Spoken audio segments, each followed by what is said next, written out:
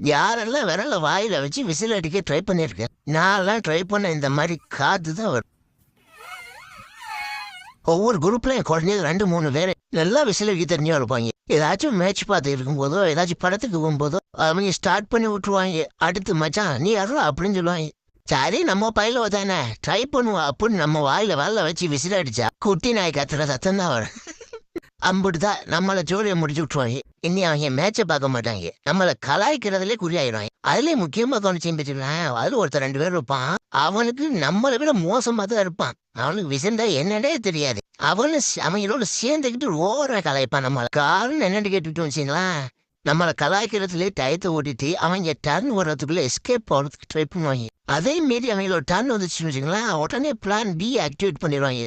நம்மளுக்குள்ள சண்டையை மூட்டி விட்டு எஸ்கேப் ஆயிடுவாங்க. கிரிமினல் மூலதாரங்க ஒரு குரூப்ல இருப்பாங்க. என்னதான் அடிச்சாலும் பிடிச்சாலும் நண்பர்களோட